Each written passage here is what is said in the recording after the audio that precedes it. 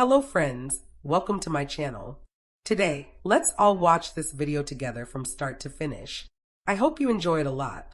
If you haven't subscribed yet, make sure to hit that subscribe button and stay tuned for more amazing videos. I'm sure you'll love it. Modern Family wasn't just a sitcom. It was a full-blown comfort zone, the kind you could fall into like a warm couch after a long day. From 2009 to 2020, it served up joke after joke, wrapped in heart and sprinkled with just enough absurdity to make everything feel both real and totally unhinged.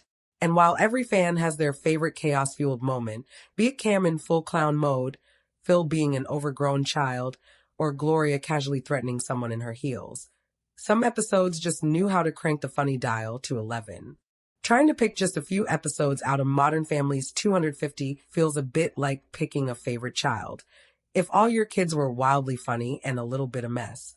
It is a show you can never get bored of, and some episodes are just too iconic to forget, the kind that had fans laughing out loud, snorting at the screen, and instantly texting their group chats. You have to watch this.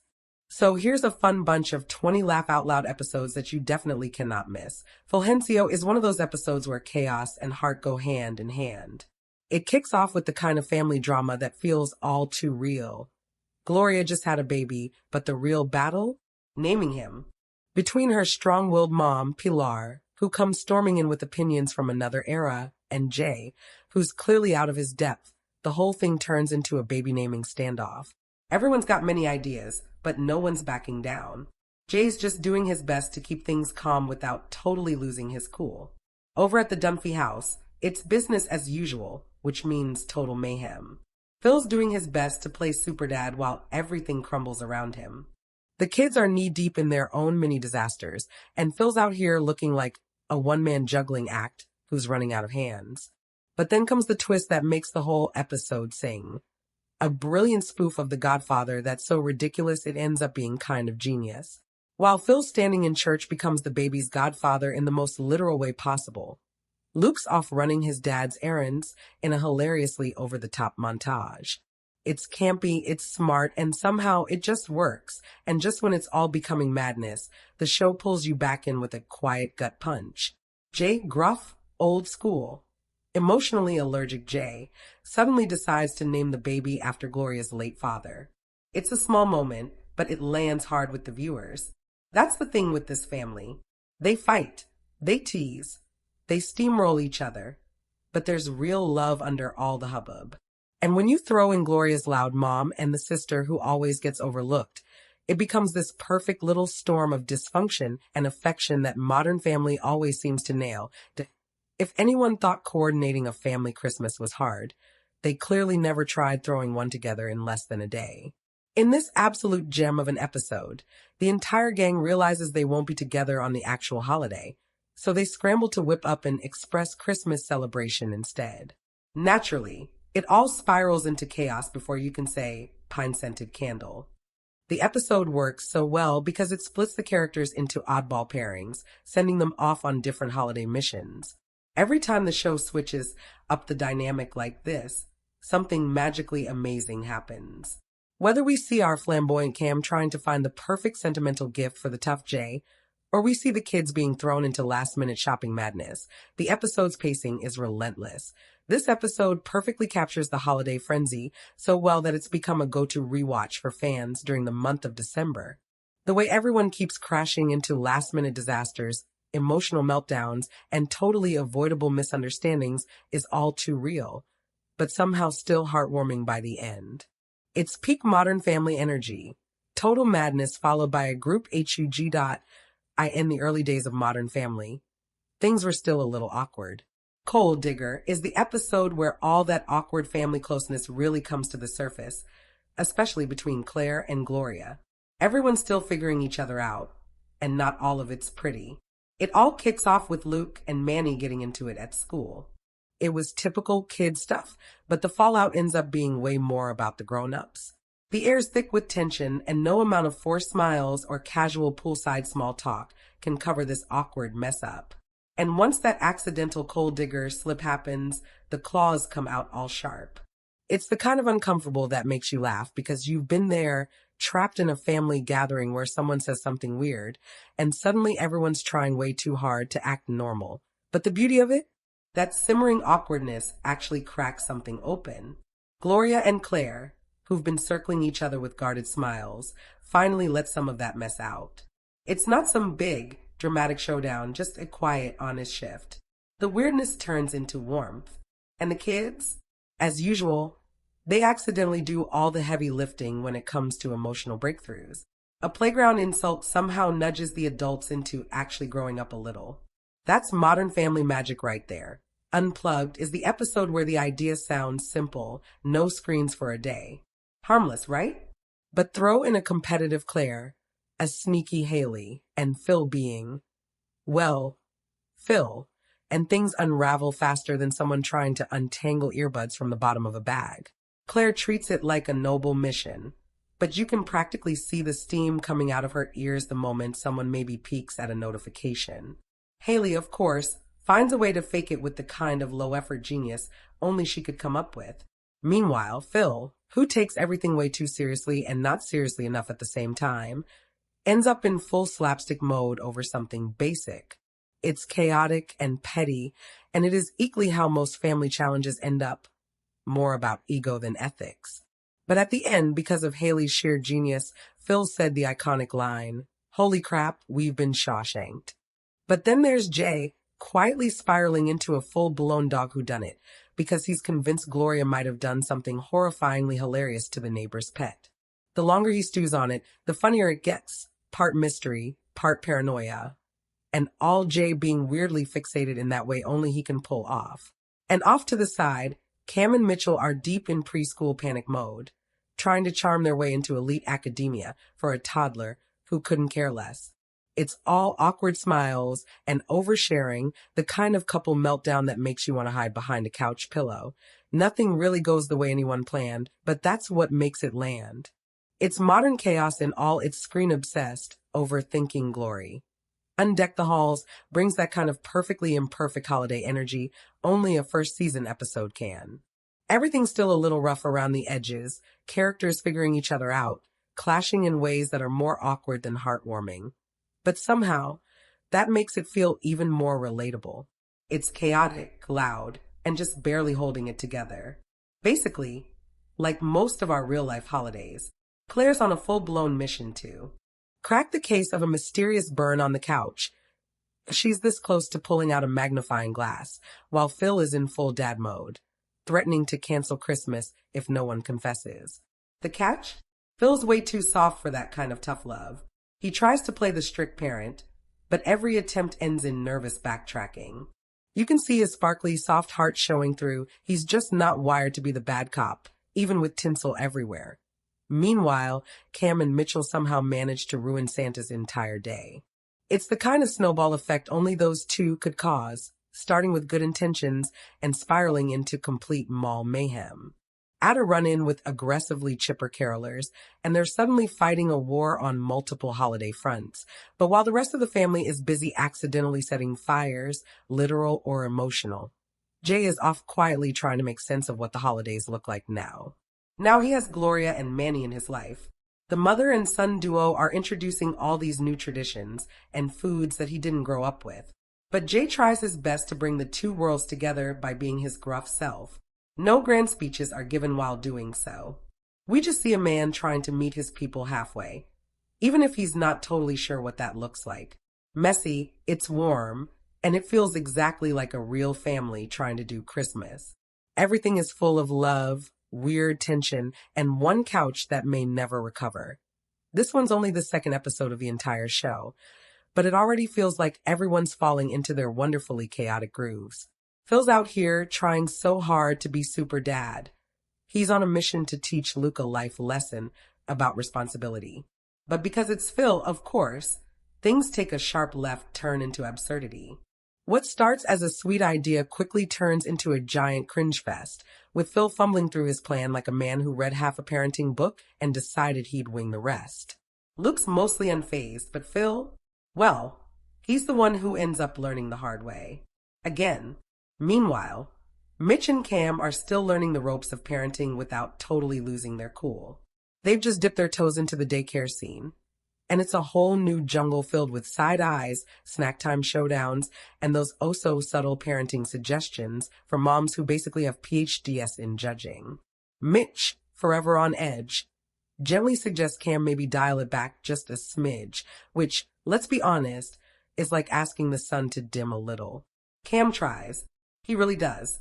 But the dramatic hand gestures and theatrical flair can't be contained, not even by self-awareness. What really makes everything work is how clearly the show's already nailed each character's vibe. Phil with his lovable, try-too-hard energy, Mitch always a little on edge, and Cam, who's basically a Broadway show in human form. It's a little chaotic, super sweet, and bursting with the kind of humor that's totally Modern Family. Thanksgiving is always a bit of a circus, but in this Modern Family episode, it's like someone gave the clowns espresso. Phil's got this wild glint in his eye because he's decided he's running the kitchen this year. No one asked him to, of course, but no one had the heart to stop him either.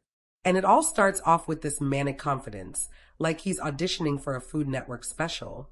But the minute a turkey goes rogue, yes, another turkey, it's downhill in the most hilarious, slow burn kind of way. Phil spirals, the oven becomes his battlefield, and dinner becomes a distant dream. On the flip side, Jay and Gloria just want to bail. No noise, no drama, just some quiet time away from the full family frenzy. So they lie, harmlessly at first. But like all good sitcom lies, it takes on a life of its own and starts running in every direction. Jay, who is terrible at sneaking around, keeps tripping over his own fibs, while Gloria manages to lie like she's hosting a telenovela. It's messy, sneaky fun. What really hits is how all these threads knot themselves together in classic Modern Family fashion. It's frantic, it's familiar, and it feels a little too real.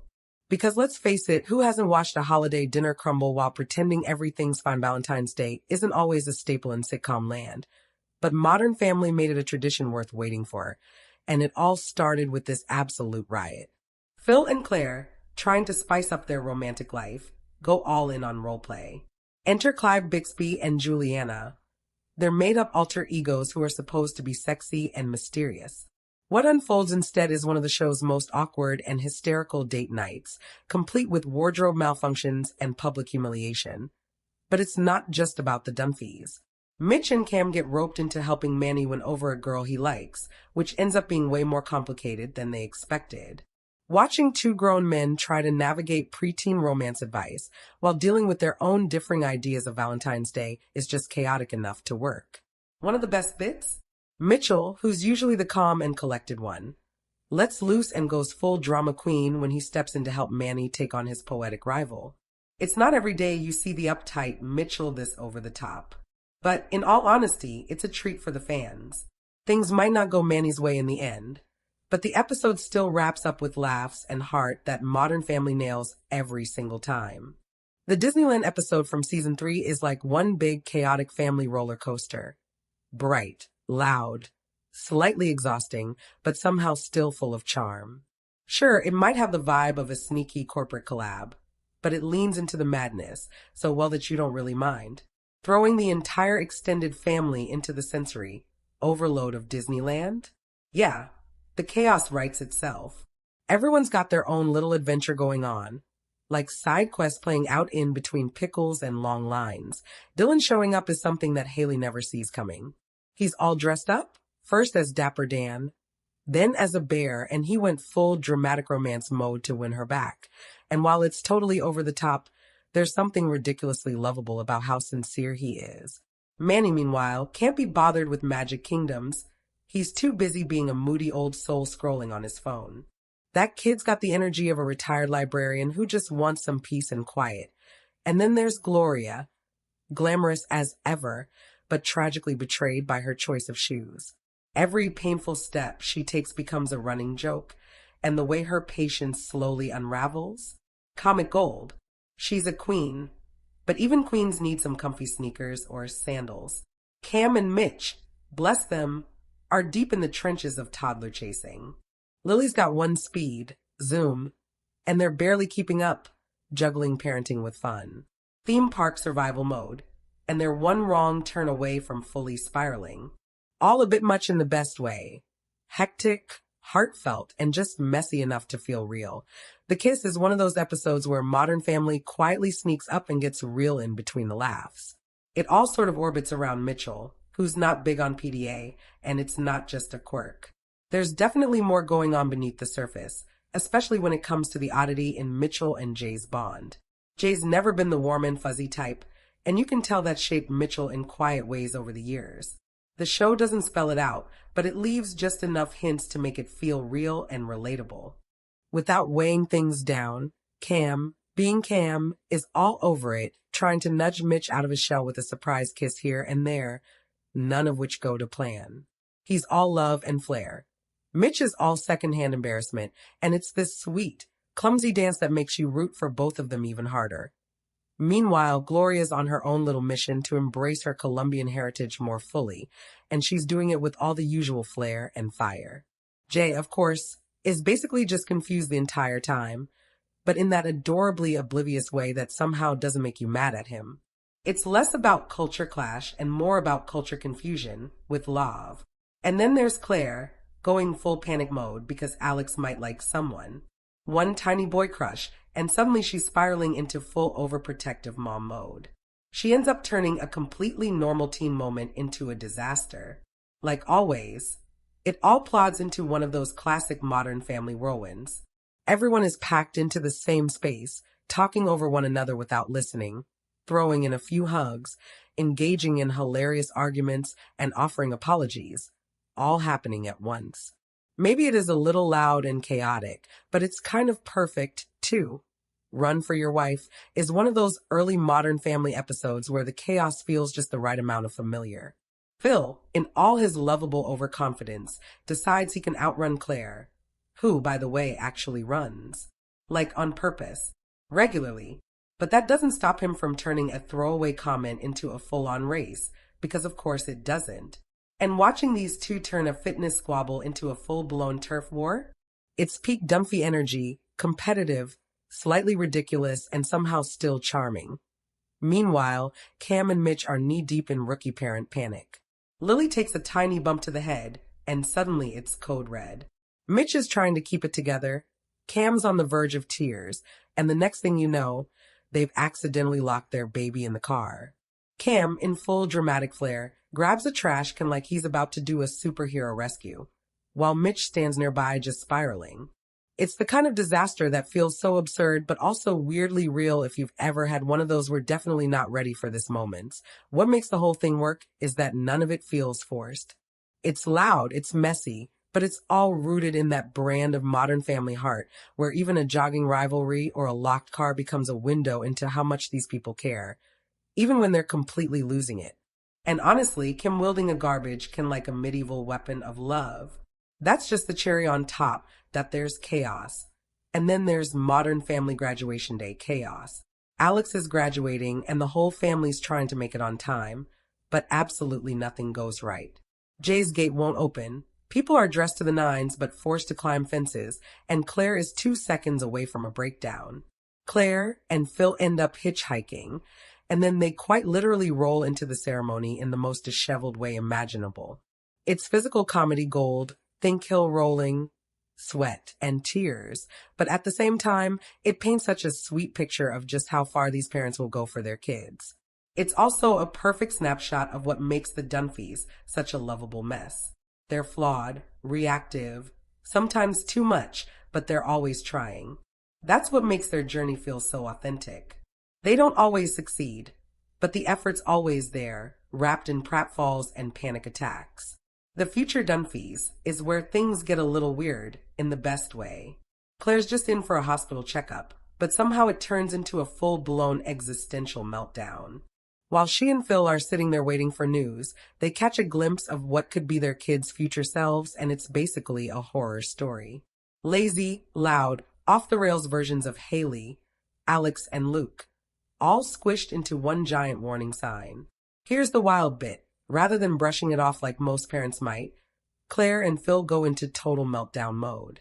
Phil's face screams panic. Claire's busy replaying every parenting choice they've ever made.